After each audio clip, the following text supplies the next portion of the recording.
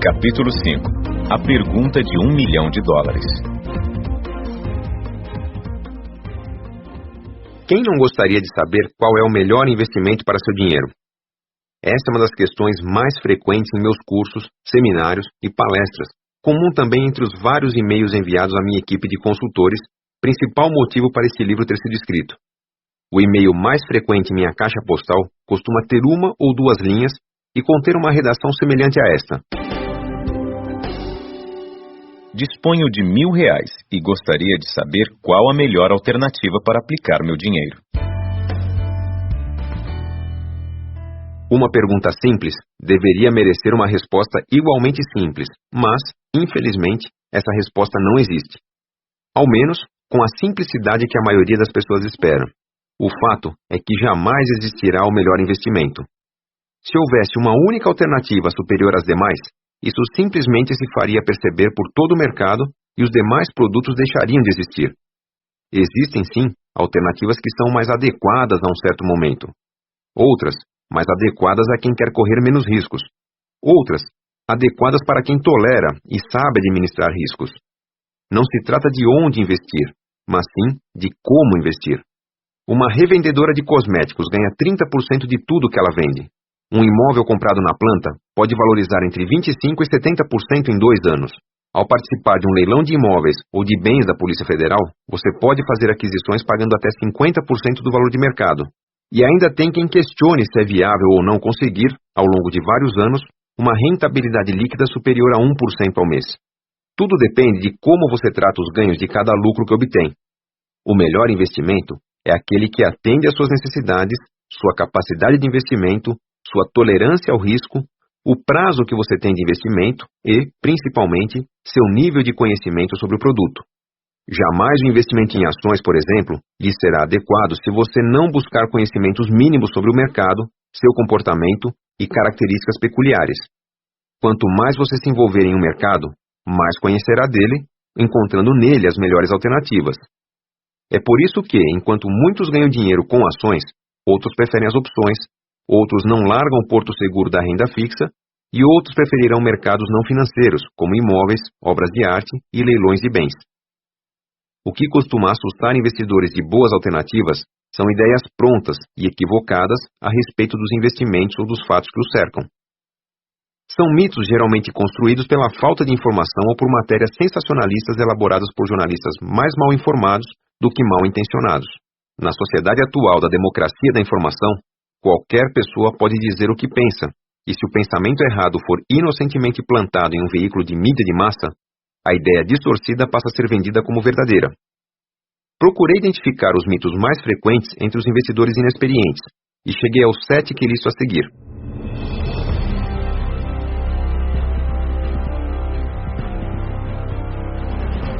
Item A. Mito 1. O Brasil é um lugar em que se ganha dinheiro facilmente. Esse é o argumento do apaixonado otimista, um personagem que, reconheço, tem muito a ver comigo. Já viajei e li muito, e realmente acredito que não existe lugar no mundo com mais oportunidades do que o Brasil para multiplicar dinheiro. Há muitas qualidades a serem exploradas, muito potencial latente, muitos mercados ainda em fase de organização e regulamentação. Se você pensou em oportunidades igualmente abundantes em países do mesmo nível político e econômico que o Brasil, como Rússia, Índia e China, está parcialmente correto. Desses 4 países, o que menos cresceu nos primeiros 5 anos do milênio foi o Brasil, por motivos que vão desde a nossa limitada infraestrutura até a falta de gente capacitada para completar as vagas de emprego disponíveis. Esse atraso, por si só, já é sinal de que temos muito a crescer, pois esperamos os colegas de classe fazerem a lição de casa para então copiar deles. Sem dúvida, vivemos em um país em que as oportunidades esbarram em nós todos os dias, e feliz daquele que estiver preparado para aproveitá-las. Porém, considero esse ponto de vista um mito porque, diante de muito otimismo, podemos nos esquecer de seguir as orientações do mapa e perder o rumo.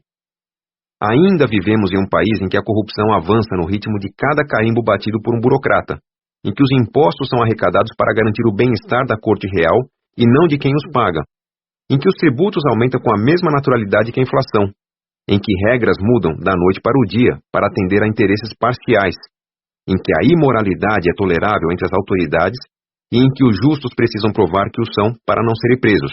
Em outras palavras, temos inúmeras oportunidades batendo à nossa porta, mas um número igualmente grande de oportunistas tentando nos passar a perna, de estelionatários nos oferecendo oportunidades que não existem, e burocratas criando regras impossíveis de serem seguidas, além de empresas que escondem sob marcas respeitadas inúmeras infrações ao Código de Defesa do Consumidor. Se temos argumentos para justificar que o Brasil é um dos melhores lugares para se ganhar dinheiro, o contrário pode ser justificado com um número igualmente grande de motivos.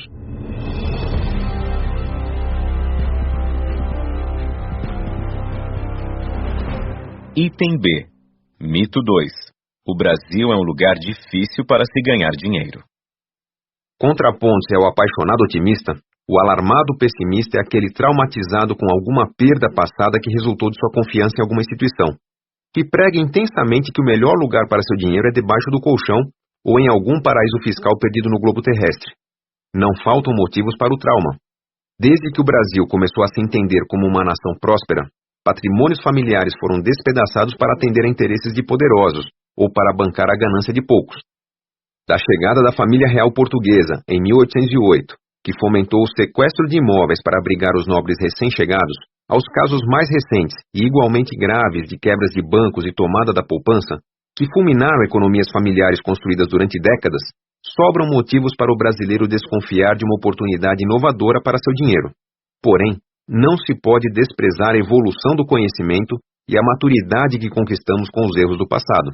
Planos de previdência quebraram no século passado porque sofriam com a participação limitada de contribuintes e não contavam com regras como as que, hoje, exigem que os recursos investidos estejam em um fundo exclusivo de previdência, menos suscetível a corridas bancárias em momentos de crise. Bancos quebravam facilmente quando não havia as duras regras de hoje, que exigem que todo tipo de risco assumido por cada instituição seja coberto por dinheiro parado em caixa, o que reduz sensivelmente a exposição da instituição aos humores do mercado. Nossas bolsas de valores quebravam quando eram pequenas e muito manipuláveis por um pequeno grupo de pessoas. Risco que se diluiu bastante com o grande crescimento no número de investidores brasileiros e estrangeiros. A poupança foi lamentavelmente bloqueada pelo presidente Collor como uma tentativa desesperada para conter a inflação, monstro que hoje está sob controle. Além das regras criadas para dar solidez ao mercado financeiro brasileiro, temos que reconhecer os benefícios da estabilidade conquistada após o bem-sucedido Plano Real. Com ela, criou-se a possibilidade de desenvolver a educação financeira no Brasil e de popularizar investimentos antes restritos a investidores de grande porte. Está mais fácil investir no Brasil, apesar de toda a dificuldade para acreditar nisso.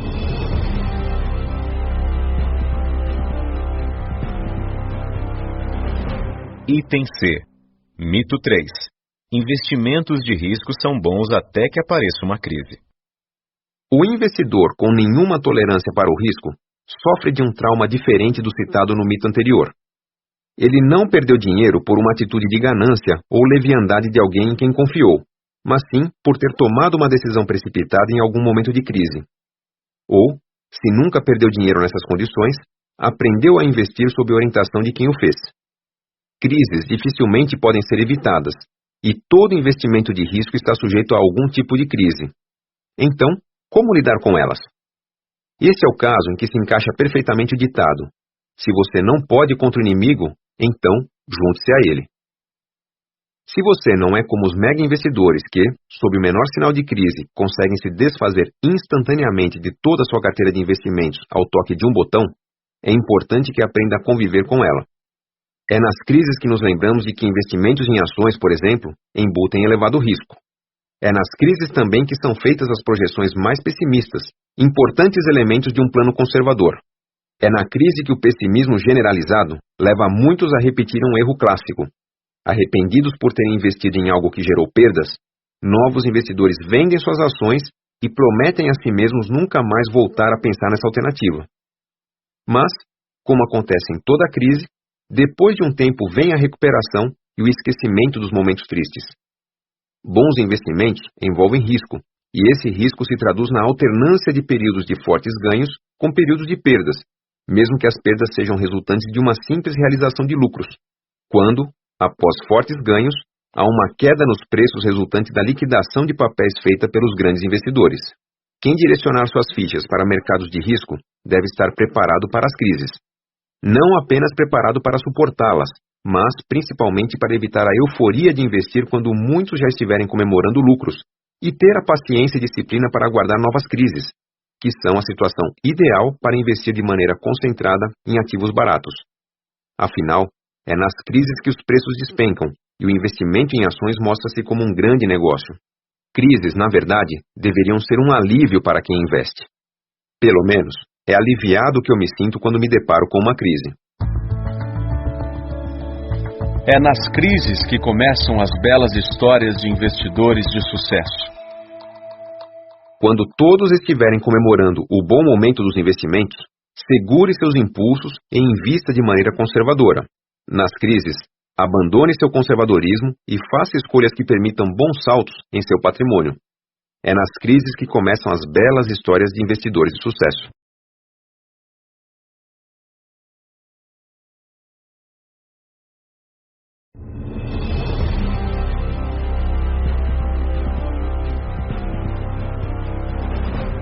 Item D. Mito 4. Risco deve ser evitado ou minimizado. Você já deve ter percebido que não são poucas as alternativas para investir bem seu dinheiro.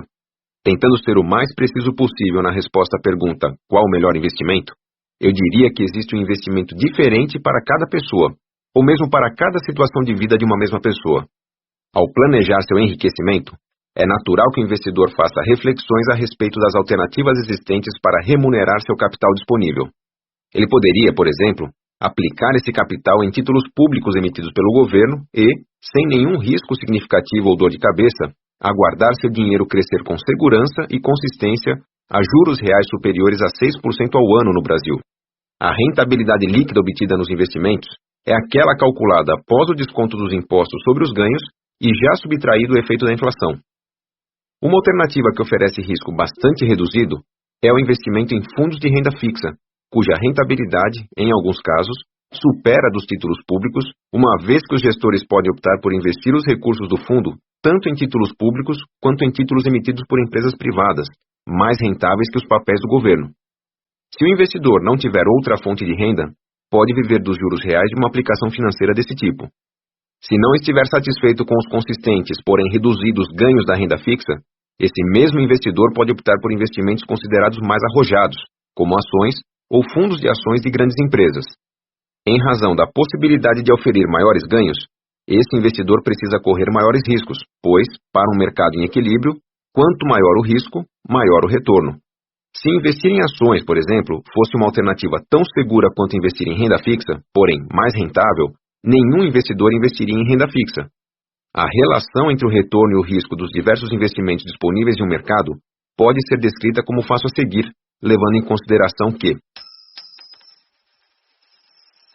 existe um investimento de risco praticamente nulo, cuja rentabilidade é superior à de outras alternativas de risco também desprezível. No Brasil, a rentabilidade dos títulos públicos, refletida pela taxa Selic, é acessível a qualquer investidor e é superior a alternativas de risco igualmente desprezível, como cadernetas de poupança e CDBs oferecidas por grandes bancos.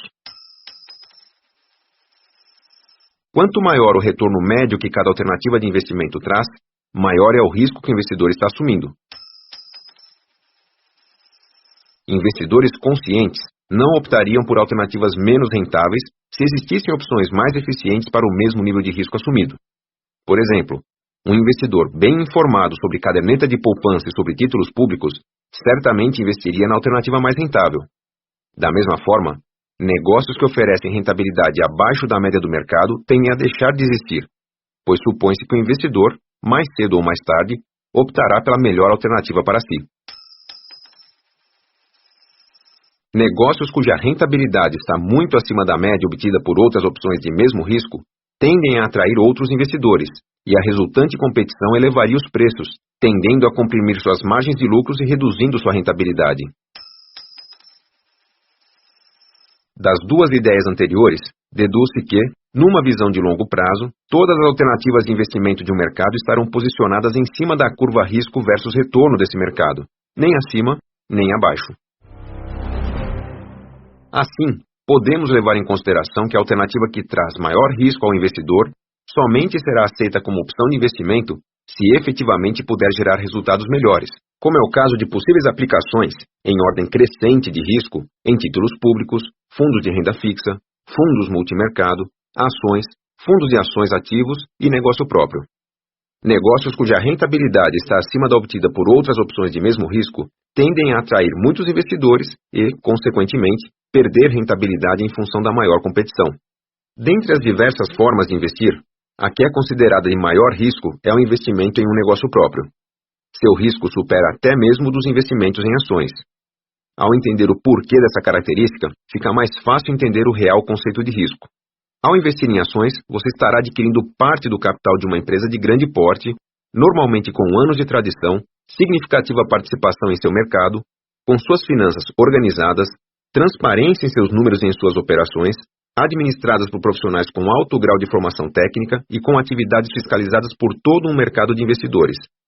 Essas qualidades todas não eliminam a possibilidade de empresas desse tipo quebrarem, mas diminuem esse risco sensivelmente. Ao investir em um negócio próprio, porém, você terá de administrar os riscos com recursos humanos, exigências legais, burocracias fiscais, papelada exigida pelo contador e pelo governo, qualidade de produtos e ou serviços, satisfação de clientes, riscos de fornecedores e concorrência. Por mais que empreendedores administrem com garra seus negócios, sabemos que a maioria das empresas vai fechar suas portas. Isso não quer dizer que o investimento em ações é melhor do que o investimento em um negócio próprio. Para montar um negócio, o investidor precisa ter perfil empreendedor. E empreender é justamente assumir riscos, na maioria das vezes, sensivelmente maiores do que alternativas de investimentos padronizadas, como os produtos financeiros. Riscos não devem ser evitados, mas sim administrados. Investidores, por sua vez, não correm riscos, mas sim administram riscos. O melhor investimento para você será aquele com o qual você se sinta mais à vontade para administrar e para buscar novas informações.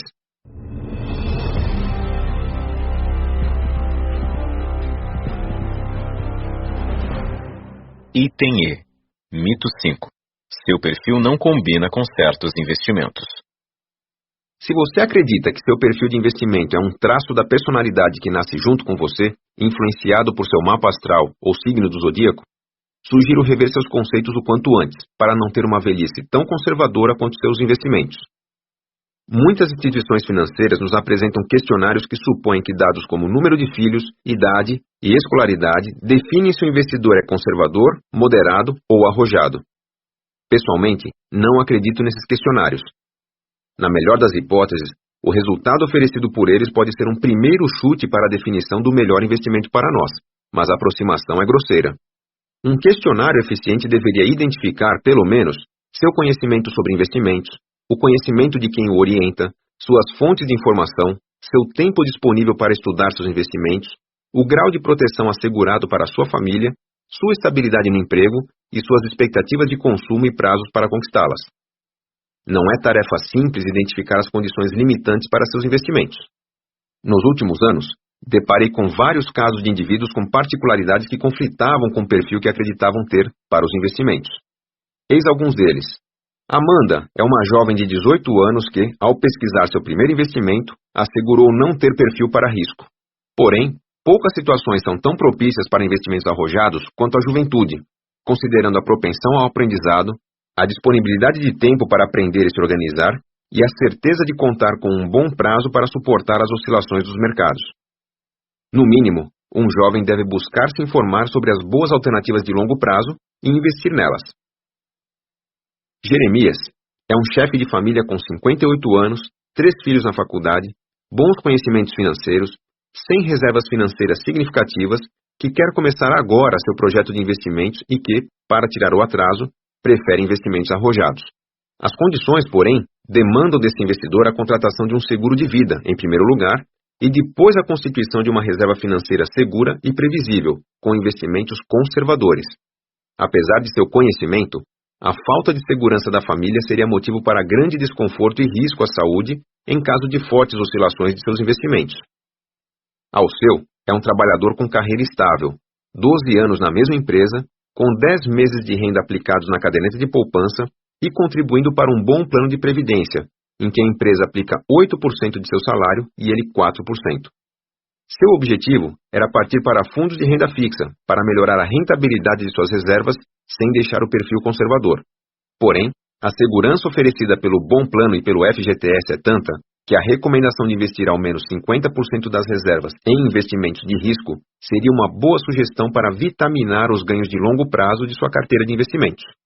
Sebastião é um aposentado de 77 anos com um patrimônio que lhe rende 2 vezes o que ele gasta por mês em consumo pessoal, constituído após anos de bons investimentos em ações.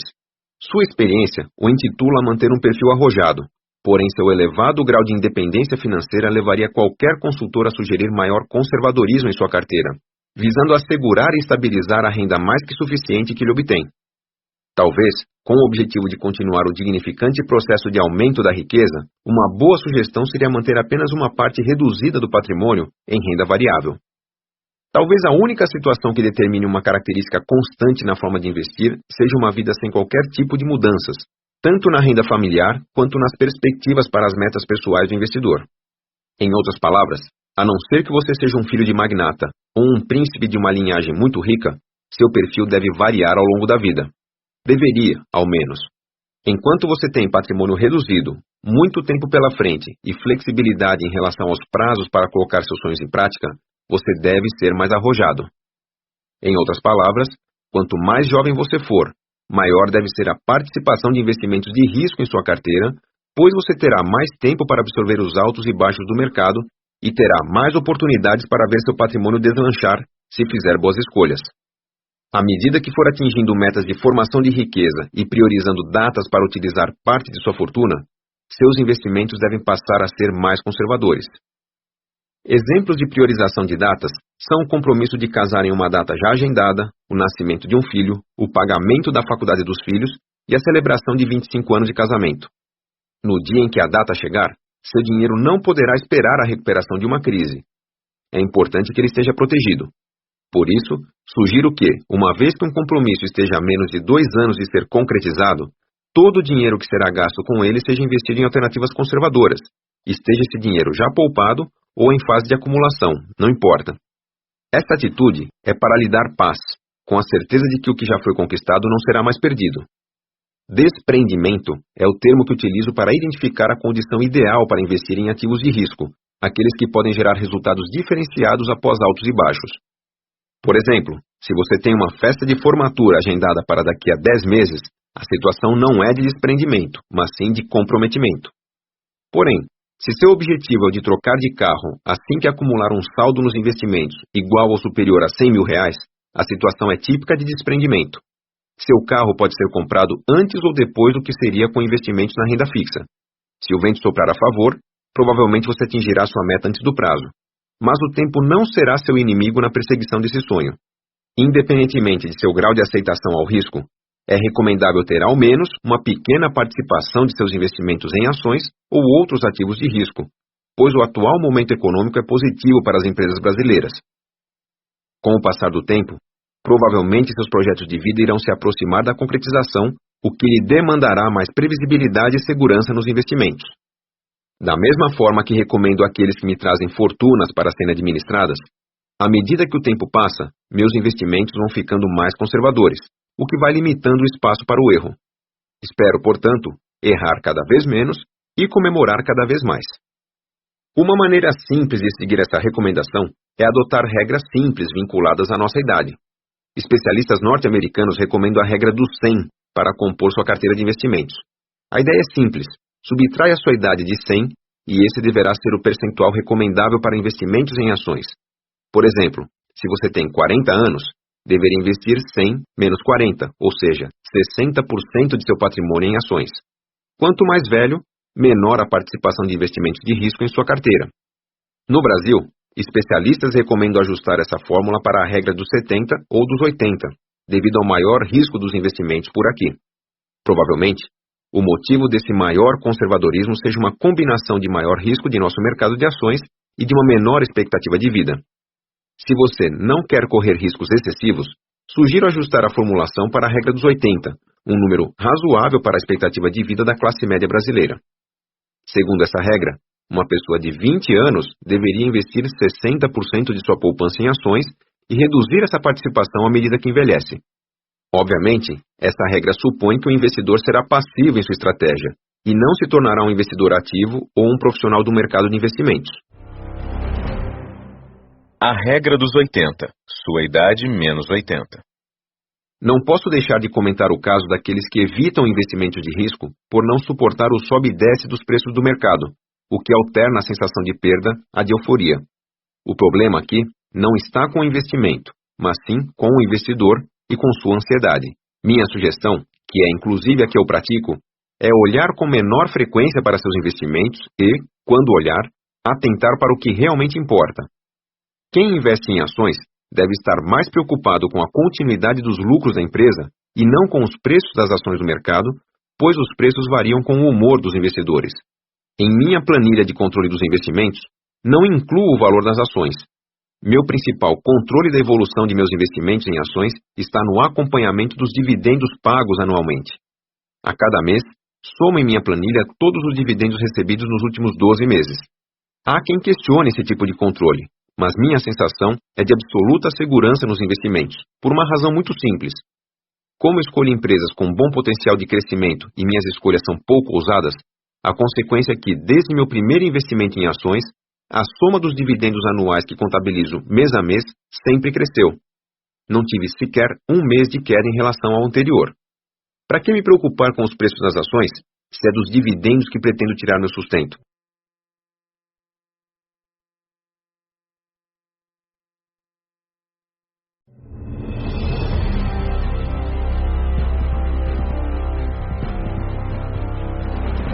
Item F. Mito 6. É preciso ter timing para investir bem. Outra má interpretação que afasta novos investidores de mercados mais ativos é a falsa ideia de que é preciso ter timing para se tornar um bom investidor.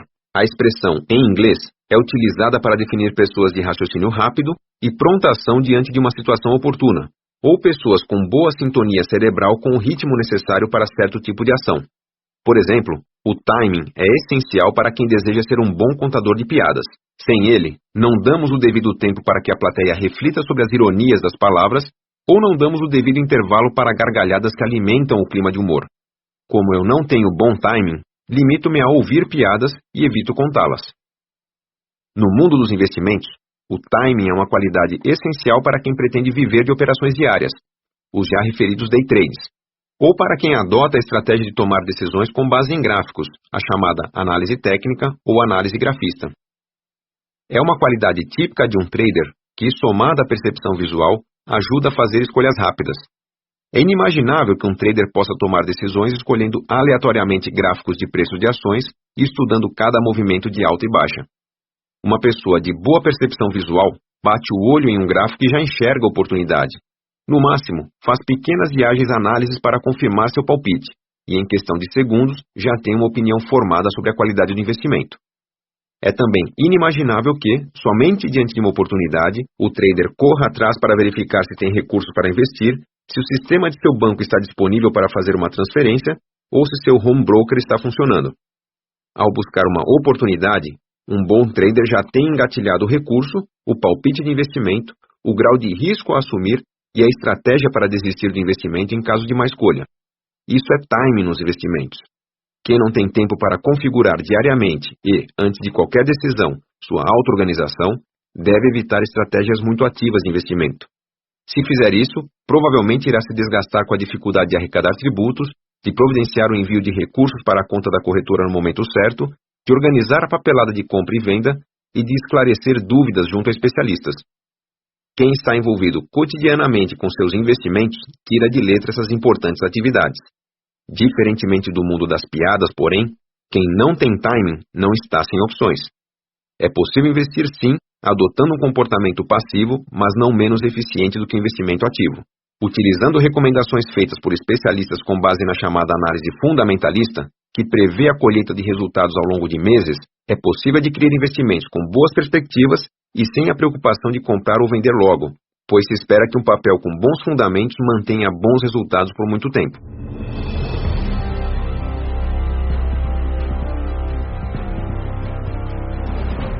Item G. Mito 7.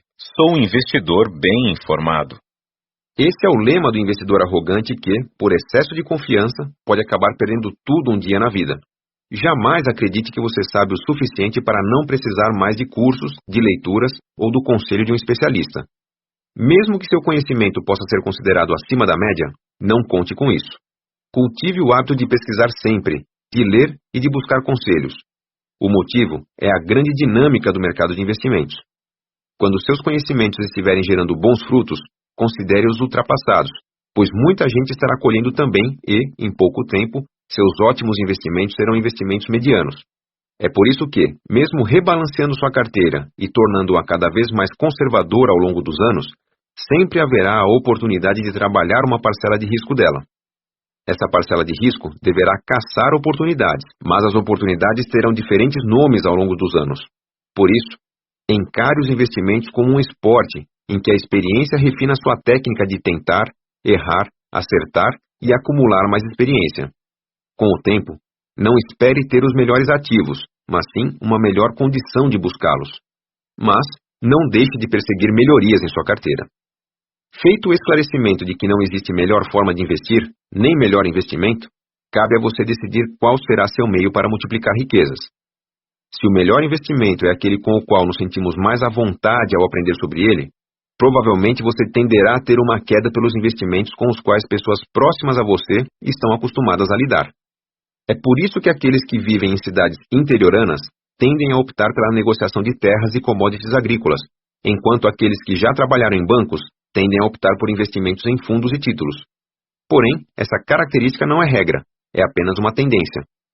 Com a internet interligando negociadores e bolsas, nada impede que um estudante de uma grande metrópole faça boas negociações com sacas de milho, assim como não há qualquer impedimento para que um morador do interior da selva amazônica opere na Bolsa de Valores de São Paulo.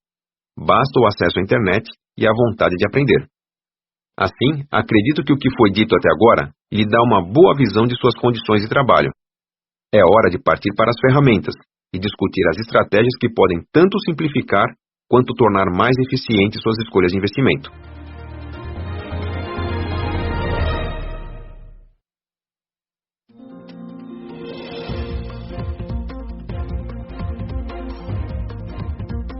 Parte 2. Não lhe faltam alternativas. As instituições autorizadas a negociar a intermediação de produtos e serviços financeiros costumam ser vistas, equivocadamente, como empecilhos ao nosso enriquecimento. É comum a associação do aperto orçamentário à cobrança de tarifas bancárias, ou do baixo rendimento de nossos investimentos aos impostos retidos. É igualmente comum a percepção de que nossos investimentos estão mal alocados em razão da falta de vontade ou de conhecimento de nosso gerente de conta bancária. Vejo, porém, as instituições financeiras e regulatórias de mercado com um papel diferente, muito mais próximo de nossos interesses do que percebe a maioria das pessoas. O entendimento da função dessas instituições no complexo jogo do sistema capitalista é essencial para que o seu papel, nesse jogo, ganhe importância. Em todas as palestras que ministro para empresas, por exemplo, faço questão de alertar os trabalhadores para seu papel na companhia. Um assalariado não é pago por caridade. Ele é pago porque é capaz de gerar lucros para os donos ou acionistas da empresa para a qual trabalha, cuidando bem da riqueza desses acionistas. Quanto maior sua capacidade de gerar lucros para a empresa, maior o salário que ela lhe pagará. Como, em essência, um trabalhador dedica entre 8 e 10 horas diárias de sua inteligência e experiência para enriquecer os outros, o ideal é que ele encontre alguém para trabalhar para a sua pequena riqueza, aquela poupança que ele consegue fazer, a fim de um dia conseguir acumular capital suficiente para poder se aposentar ou para atingir outros objetivos. Não importa quem trabalha para você. Podem ser bancos, corretores de imóveis, corretores de ações, leiloeiros ou parentes que tocam seu negócio. O que importa é que trabalhem bem. Esse é o papel das instituições em sua vida e no jogo do capitalismo. Ter uma instituição trabalhando para você não é uma simples metáfora ou força de expressão. Por mais que um banco seja um gigante no mundo corporativo, é a sua atitude em relação a ele que irá determinar se ele trabalhará para você ou se você é quem trabalhará para pagar as contas impostas por ele. Devemos ser menos clientes e mais patrões daqueles que cobram para trabalhar para nós. Não aceite qualquer resposta de seu banco quando pedir informações. Exija respostas claras e que resolvam seu problema. Não aceite a primeira oferta de seu corretor de imóveis. Exija a que traz a melhor oportunidade. Se precisar, agrade de vez em quando, com presentes, seu funcionário. Mas não deixe de exigir um bom trabalho. Afinal, essa pessoa dedica a maior parte do tempo dela a cuidar de seu capital. Se existe a percepção de que o serviço que nos prestam é ruim, essa percepção vem da massificação dos serviços, que impõe aos gerentes de conta, corretores e atendentes a adoção de argumentos e orientações adequadas para a maioria dos clientes. Se a maioria dos usuários dos serviços é formada por pessoas sem qualquer conhecimento no assunto e sem a menor tolerância ao risco, a orientação padrão será aquela que mais protege a instituição. Se a orientação por um investimento de risco assustar o cliente, será uma conta a menos na instituição. Por isso, o atendimento que você receberá será medíocre, enquanto você demonstrar que tem conhecimentos medíocres. Para inverter esta regra, exija soluções diferenciadas. Cobre mais de seu gerente ou corretor, questione informações pouco transparentes. Sempre há atendimento diferenciado para clientes diferenciados. Não é exagero afirmar que, tão importante quanto a escolha do investimento, é a escolha de quem o ajudará a acessá-lo. A negligência nessa escolha poderá levá-lo a pagar desnecessariamente mais tarifas e mais impostos, além de limitar seu acesso a alternativas realmente diferenciadas. Tão importante quanto a escolha do investimento é a escolha de quem o ajudará a acessá-lo. Importante também é ter uma carteira adequada de prestadores de serviços à sua disposição, previamente pesquisada e selecionada, para não ter que recorrer a eles apenas no momento em que a oportunidade surgir. A partir do momento em que você decidir dar um rumo inteligente a seu dinheiro, e acredito que já tenha feito isso antes de começar a ouvir esse audiolivro, recomendo que você procure ter, pelo menos, uma conta corrente ou conta poupança aberta em um grande banco, objetivando a movimentação diária. Uma segunda conta corrente, objetivando manter nela seus investimentos e serviços que exijam bom relacionamento, como cartões de crédito. Cadastro feito e documentado em pelo menos 2 corretoras de valores, objetivando a compra de ações e de títulos públicos. Contato com um corretor de seguros e previdência experiente e de confiança, ou bem recomendado. Se você quiser contar com mais probabilidades de fazer bons negócios, seria prudente ter à mão os contatos previamente pesquisados e selecionados de uma boa administradora de consórcios, um bom advogado, um consultor financeiro e uma boa imobiliária ou corretor de imóveis independente. São serviços fartamente disponíveis e dos quais não é difícil obter indicações de conhecidos. O contato prévio com esses prestadores pode significar a certeza de um rápido atendimento quando a oportunidade de investimento surgir e não puder esperar. Explico, nos capítulos seguintes, os motivos de minhas recomendações, com dicas para bom uso dos serviços sugeridos. Como meu propósito nessa obra é o de focar nas estratégias de investimentos, a ênfase será dada nelas e não nas características técnicas dos produtos.